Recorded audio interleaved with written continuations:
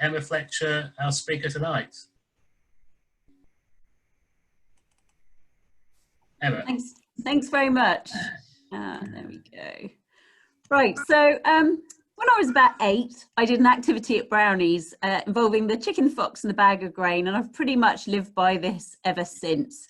It kind of summed up how my brain works, and this to me is how most things need to be tackled, because nothing appears to ever be easy.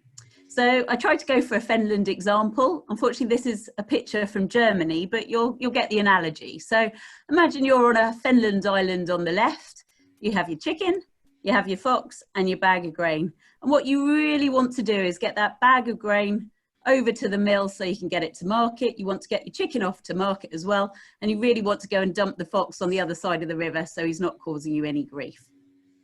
So the thing is here with this analogy is you've got a very small punt and you can only take one of those things over each time. And I think everybody is aware of this analogy, but basically this is how I look at every problem that seems to come my way.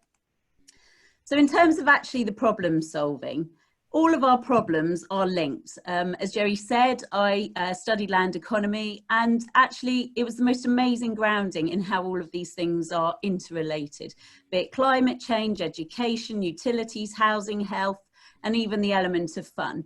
All these things almost look impossible when we're going forward in terms of looking at how we can change our society and change our world. And then on top of all of this, and this is no way an accurate diagram, but basically all of us have one of these inside our heads. The circles, the weight we give all of these things, they're all different, be it family, who we are, technology, space, construction, the arts, faith, money, etc. All of us weigh these things up completely differently to maybe even the same person in the same household or our neighbours. So Emma, oh, sorry to interrupt you. Apparently we are not, I'm seeing your presentation, but apparently not everybody is seeing your presentation. Was that one of those Zoom hitches we were talking about? Are they seeing it or not hearing it? They're not seeing it.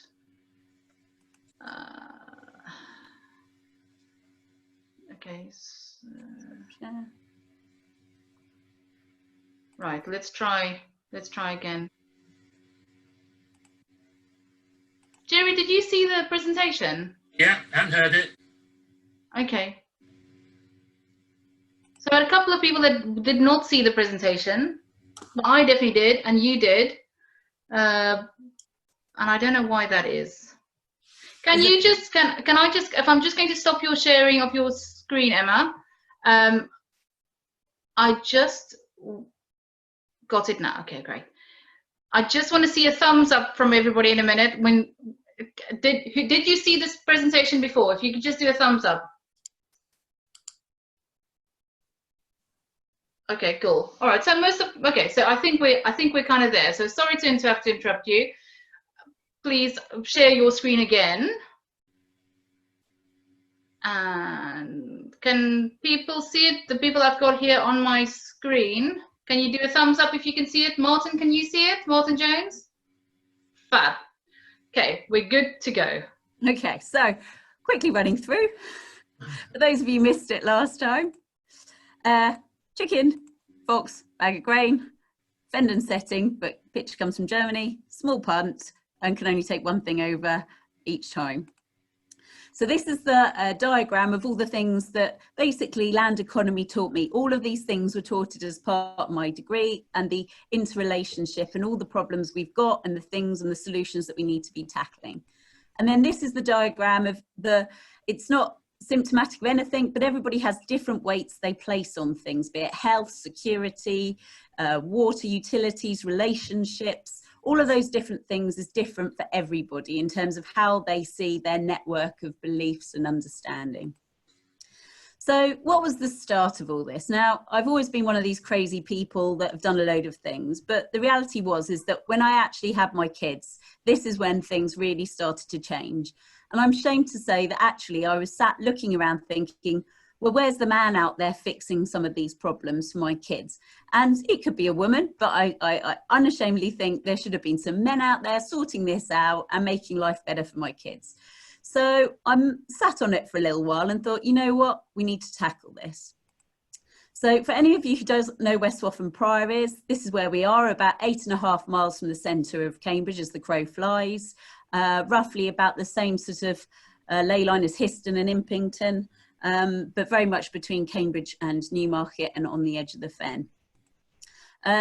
Famous for having 2 churches right next to each other, 2 windmills, a water tower, a pub, a school, and we used to have a train station. It's a small village. We've got about 300 homes, and it functions pretty normally as village life does on the edge of the fens. So the Community Land Trust. So one of the things I really noticed when I was on maternity leave pushing around the village was actually the balance of the community. We have a very a mature village, and effectively we were an aging population. There were people that wanted housing to move into some bungalows, but there were also young families that couldn't afford to live in our village. So I looked around, I looked at a model, I spoke to someone, I spoke to a few people in the village, and a gem of an idea came about. So we set up the Swathenprior Community Land Trust. There was actually a policy already in East Cambs, and we actually founded in 2013. We delivered a couple of years later, and actually these homes are coming up for their 5th anniversary next year. So we built these homes fairly rapidly, fully with the support of the community, because actually for me, sustainability is so many things, and actually keeping the sustainability of the village is a key driver to make sure we've got children at the school, people supporting the pub, supporting those around us. And that is a key driver for making sure that our village thrives for another 500 years plus. So that for me is really important.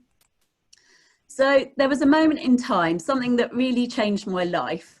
And I've only ever listened to one podcast. And the one podcast was from a chap called John Booth. It was on Radio 4, and I remember exactly the time when I was listening to it. I was on a train, I was coming out of Ashwell Morden Station, heading to London, and it just blew me away. He went up to retire on the Isle of Egg, and he didn't retire. He decided he was going to take the whole island onto its own network electricity scheme. So he installed wind power, wave power and solar to actually take the whole Isle of Egg onto its own sustainable electricity system. And this just blew me away. And it's a great quote, which I relate to totally, that I just did my homework. And sometimes if a decision had to be made, I'd stay up all night working on it. And that's one of the things that I really want to talk passionately about, is actually using our skills to improve the communities around us, to make us more sustainable, and actually think, well, yes, I might not have done it before, but you know what, I'm going to go and give it a go. So it's all about the Isle of Egg. I tried to come up with what came first, the chicken and the egg joke, failed, so I'll move swiftly on. So Swathenprior, as I say, about 300 homes. We've got a hardcore of about 250 homes. And there's a completely different range of homes in the village. We have listed properties, we have a conservation area, we have 7 manor houses, we have 2 windmills, as mentioned, 2 churches, a school, and actually a really different spread of homes. And the real key to kicking this project off was actually meeting somebody over a drink in a kitchen, a chap called Mike Barker. Our kids went to school, and he said to me, you know what, I used to work for a Danish company that installed district heating systems, and that gem of an idea was born. So 2 years after having completed the homes, I was bored twiddling my fingers thinking, what else could we do? I wanted to tackle fuel poverty. So we came together, we sat down, we thought about it and thought, yeah, we think we can really tackle this. So one of the things we're looking at doing is making sure there's no barriers to entry, and we spend a lot of time on this project doing a lot of consultation. So there's Mike there with his hard hat on being interviewed by the BBC, and this is a test rigged borehole that we drilled last year. So Mike is an ecologist by training. I'm a rural surveyor by training and got into development. And between us, we sat down and we scratched our heads, and he said, look, I know a few people that I think can help. So he and I drafted up a specification for what we thought we need. And we went out to 3 different contractors, and we got some quotes back in. He and I then put a bid together to the Rural Community Energy Fund, and we received back £20,000. We then spent that with a consultant, bioregional, and we also paid a friend of Mike's over in Denmark to be our effectively employees agent, and oversaw the first report for how could we deliver a district heating scheme in the village. Then we completely hit the buffers, because for the next round of funding that you need to have a local authority on board, and there was no sustainability officer at East Cambs. And whilst everyone was very encouraging, there was no one really to help us. But what happened was we came across the county council and their energy delivery unit, and a lady there, fantastic lady called Cheryl French at the county council, and she agreed that she would help us bid for the next round of money. So we went through round 2. You'll see there we got just over 40,000 from the Heat Networks Delivery Unit, and we had to find 33% match funding, of which the combined authority came forward and put forward on the basis one of their key aims under sustainability is looking at developing district heating schemes. We worked up that project to the next stage, and then we needed to really think about actually, can we actually deliver this? So we went again for another round of funding, 100,000 this time, a further 30,000, and that really enabled this project to kick off. We employed a project manager, a community liaison person, we got a website, we dug a big hole in the ground 200 metres down, and this is where the project started to get traction. We'd explored all the options, and we were fairly clear that we wanted to do ground source heat pumps. And that was really the start. We didn't want to be burning anything. We didn't want to be making an impact on anything. And that was the start with really turning it around. And then at the beginning of the year, we decided we were going to start preparing for a planning application. So a further application was put in, and we've now been doing all the technical data, the landscape impact assessment, noise assessments, all the things that are needed for a planning application, together with getting legal advice in terms of how we could actually set this up and run it. And then around 5 has gone in since we've been in lockdown, which is actually on the delivery side. So one of the things is that this project we now understand is the first in the country. We never set out for it to be the first in the country, a retrofit district heating scheme, but we've now got the eyes, the ears, and everybody seemingly watching to see how this works out. And we're now waiting for the next round of funding, which is imminent, but I'm not allowed to say anything because it's embargoed, but make of that what you will. So the Heating Swathenprior project. So the county council has a fair bit of land around the village, and it also very usefully has an old barn. So we're looking at an energy centre in the existing barn that's on site. The farmer that farms the land as a county tenant is very happy. We're replacing the barn with a modern barn up nearer his farm in Burwell. With a modern barn, and we're taking the barn into our project, and this is going to be our energy centre. We've then got a large area of 165 200-metre deep ground hole boreholes, which is going in the area that's red. We've got a small element of solar shown in the blue triangle to the side, and we're also looking at a number of industrial size air source heat collectors as well, which the 3 technologies will come together to power the district heating scheme. So there is the existing barn. It's about ½ a kilometre from the back of the houses here on Mill Hill.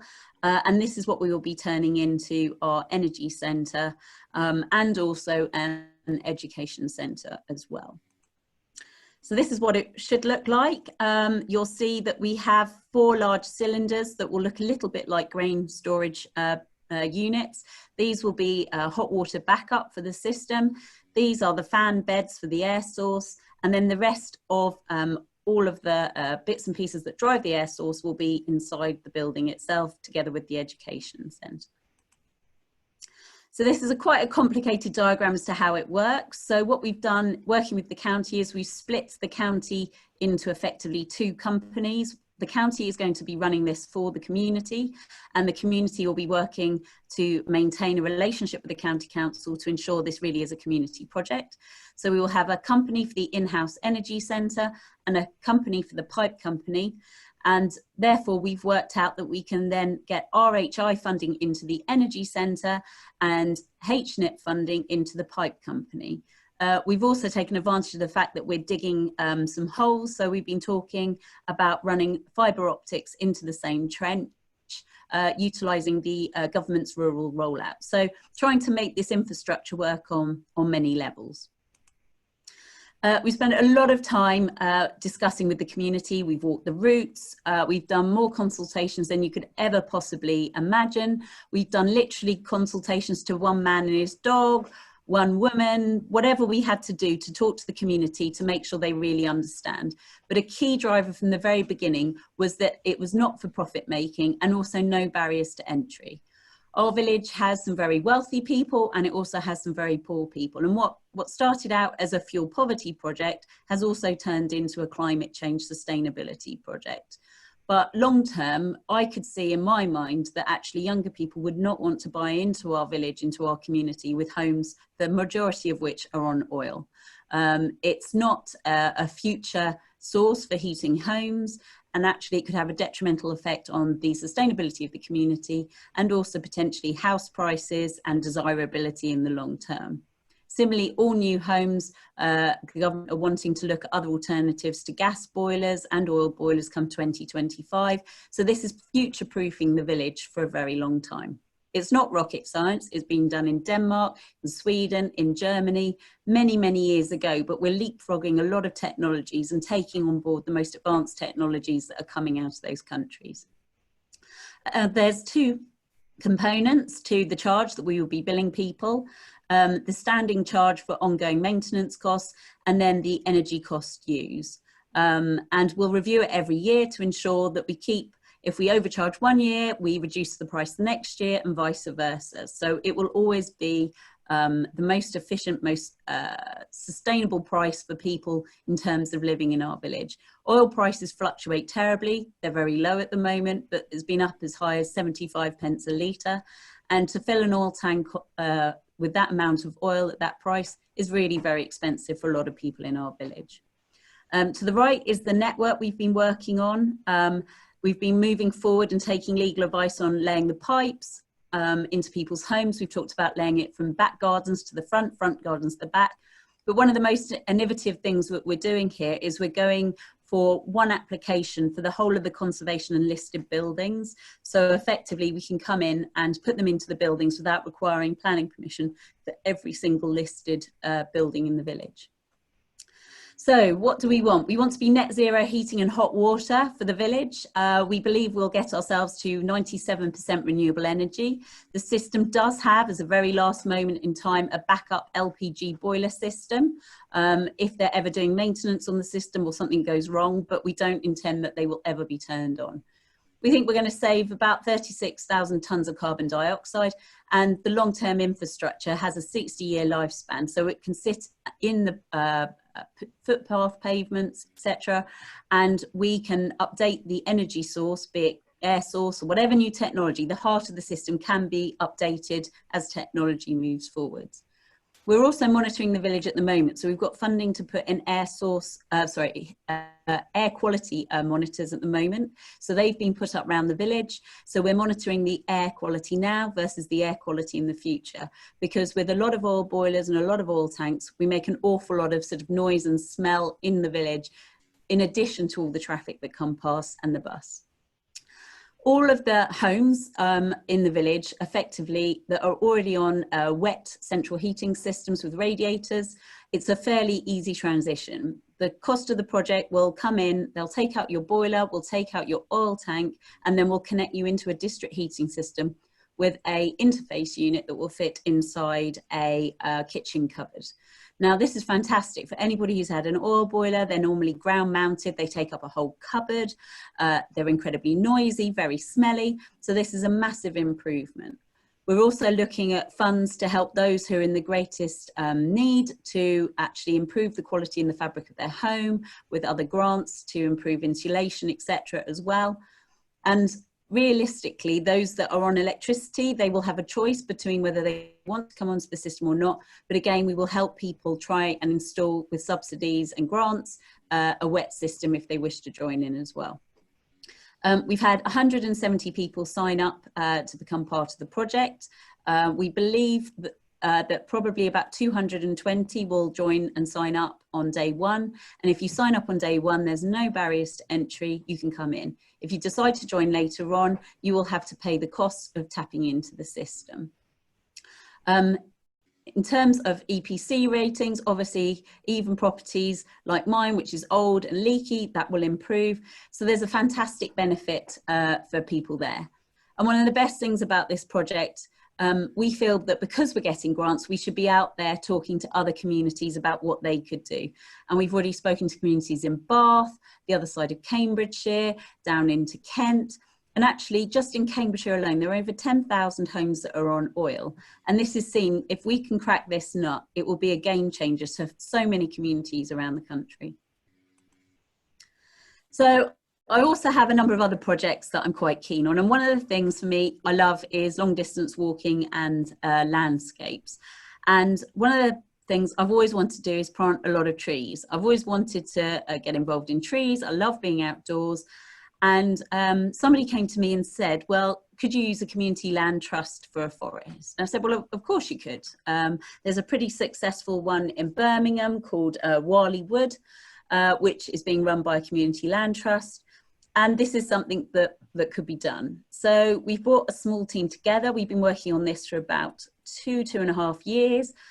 We've been speaking to communities around, and the land is about 350 acres of a small county farm holding just off the Roman Road. So you've got Fulbourn there to the top, Cambridge and the Gog-Magog golf courses off to the top left. And so we've been working on this area of farmland in terms of planting it up as a complete project for Cambridge. It obviously won't happen now, but it's to create somewhere, a landscape to go to enjoy for leisure, not for ourselves possibly, but for the future generations in Cambridge. You look at some of the amazing spaces that we've got and the growth that we've seen around Cambridge, and you know, you look at National Trust places that everybody values. They were created mainly on the whole by one person for their own personal pleasure.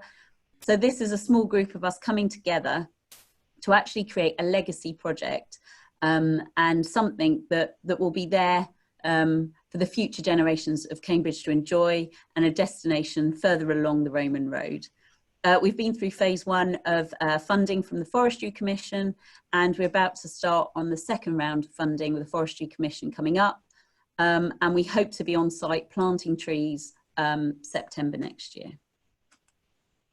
One of the other things I do, so in terms of the original diagram, having fun and doing other things in community. So I was asked 3 years ago to go onto the Cambridge University Rugby Club board. I've never played a game of rugby in my life. I just about understand the rules. But one of the things that I've been working very hard at is to get more women into construction and understand the barriers to entry and how to integrate. And the women's club came in with the men's about 4.5 years ago. And we've been working really hard to ensure that the club integrates well together. So this is something that I really enjoyed doing, but again, is a really positive, fun thing to get involved in, but also create such a legacy in terms of encouraging more women into rugby and being seen on the platform together, playing in the varsity matches at Twickenham.